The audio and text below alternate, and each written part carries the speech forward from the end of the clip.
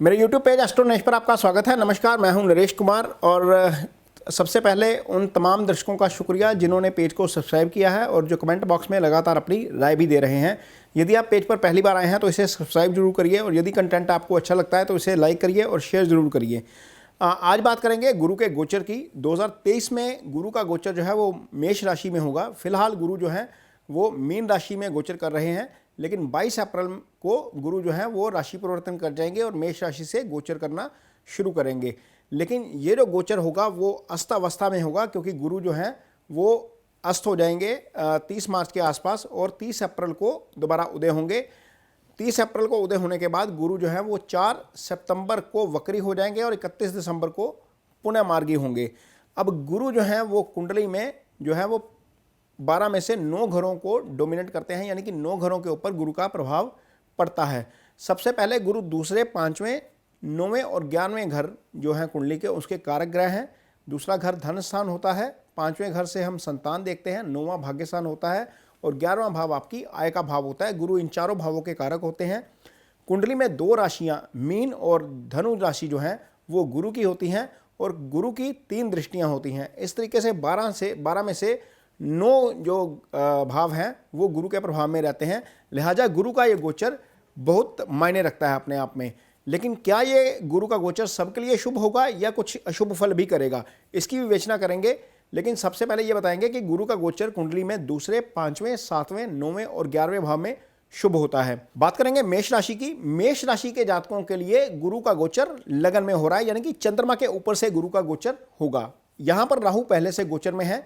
गुरु का गोचर पहले भाव में शुभ नहीं माना जाता, तो इसका मतलब क्या है कि गुरु अशुभता देंगे आपको? बिल्कुल नहीं। कुंडली में 2 भाव, आपकी कुंडली में मेष राशि के जातकों के लिए 2 भाव जो हैं गुरु से प्रभावित हैं, यानी कि गुरु की राशि उन भावों के अंदर पड़ी है। उन 2 भावों के अच्छे फल गुरु नहीं करेंगे। ये बात आपके लिए नेगेटिव रहेगी गुरु के इस गोचर में। पहला भाव है भाग्यस्थान, जहां पर गुरु की धनु राशि आएगी। दूसरा भाव है जो है वो 12वां भाव, जो मोक्ष स्थान कहलाता है, जहां पर गुरु की मीन राशि आएगी। इन दोनों घरों के अच्छे या बुरे फल अब गुरु नहीं करेंगे। अच्छे फल तो बिल्कुल नहीं करेंगे। यदि आपकी कुंडली में दशा भाग्यस्थान की चल रही है, यानी कि दशा ही गुरु की चल रही है, क्योंकि गुरु बहुत सारी चीज़ों के कारक हैं, संतान के कारक हैं, ज्ञान के कारक हैं, समृद्धि के कारक हैं, फाइनेंस के कारक हैं। आपकी कुंडली में गुरु यदि गुरु की महादशा चल रही है तो वो गुरु भाग्यस्थान के भी कारक हैं, भाग्यस्थान के भी मालिक हैं।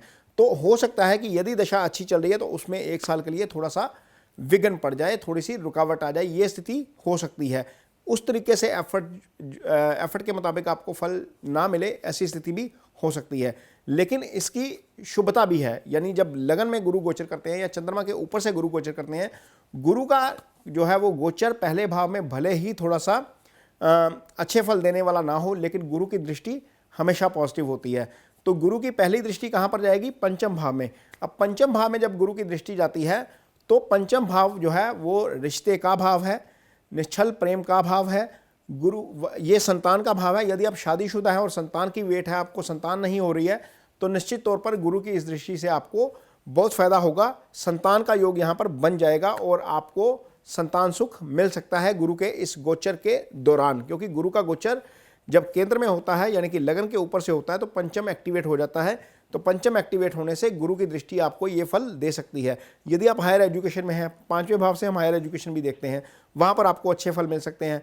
यदि आप ऐसा काम करते हैं जहाँ पर इजी गेन आपको मिलते हैं, वहाँ पर आपको अच्छे फल मिल सकते हैं। ये चीज़ें पंचम भाव से संबंधित हैं, जिसका आपको फल गुरु का ये गोचर देगा मेष राशि के जातकों के लिए। अब मेष राशि के जो जातक सिंगल्स हैं, जिनकी शादी नहीं हुई है, उनके लिए गुरु सप्तम भाव को देखेंगे सीधी दृष्टि से। तो सप्तम भाव जब एक्टिवेट होता है तो सप्तम भाव आपकी कुंडली में वाइफ का भी भाव है या हस्बैंड का भाव है, पार्टनर का भाव है, बिजनेस पार्टनर का भाव है। तो यदि आप सिंगल हैं मेष राशि के जातक और उम्मीद कर रहे हैं कि इस साल शादी हो जाएगी, तो निश्चित तौर पर ये एक मौका आ जाएगा जब गुरु का गोचर आपकी कुंडली में आपके पार्टनर का सुख लेकर आएगा, यानी कि आपको आपकी शादी हो सकती है।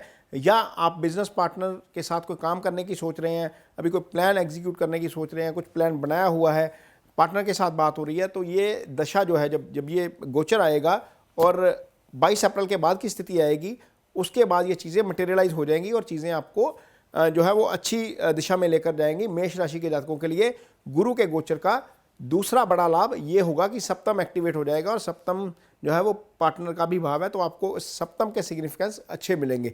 अब ये सिग्निफिकेंस, एक तीसरा जो सबसे अच्छा सिग्निफिकेंस होने जा रहा है, गुरु की एक दृष्टि भाग्य स्थान पर पड़ेगी। भाग्य स्थान पर गुरु की अपनी ही राशि पड़ी है, वहाँ पर धनु राशि है। कायदे से तो जो गोचर है वो अच्छे फल नहीं करता, चूंकि गुरु की दृष्टि भाग्य स्थान पर है, तो लिहाजा भाग्य में जो कमी आनी थी वो कमी शायद वो नहीं होगी और अब वहाँ पर आपको भाग्य स्थान के अच्छे फल मिलेंगे। आप खूब धार्मिक यात्रा कर सकते हैं, ये अध्यात्म का भाव होता है, यहाँ पर आपको अध्यात्म से जुड़ी चीज़ें करने का भी अवसर देंगे गुरु। आप यदि कोई प्लान बना रहे हैं कि एग्जीक्यूट करना है, तो वहाँ पर भी हो सकता है कि आपका प्लान एग्जीक्यूट हो जाए अगले 1 साल के दौरान, क्योंकि 22 अप्रैल से लेकर अगले साल मई तक गुरु यहीं पर रहेंगे और अगले साल मई में गुरु का गोचर होगा। तो ये मेष राशि वालों के लिए मिला जुला प्रभाव रहेगा।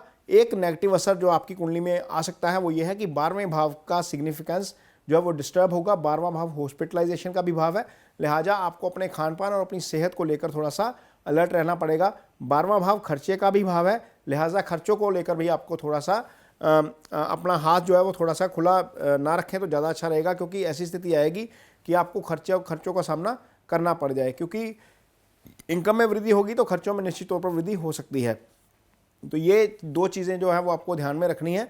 अदरवाइज आपके लिए स्थिति जो है गुरु का गोचर बहुत अशुभ साबित नहीं होने जा रहा मेष राशि के जातकों के लिए, और इसका आपको निश्चित तौर पर फायदा ही होगा। ये कंटेंट आपको कैसा लगा, इस पर कमेंट बॉक्स में अपनी राय मुझे जरूर दीजिए, और यदि ये कंटेंट आपको अच्छा लगता है तो इसे शेयर जरूर कीजिए और लाइक जरूर कीजिए। इसके साथ ही मुझे दीजिए इजाज़त। नमस्कार।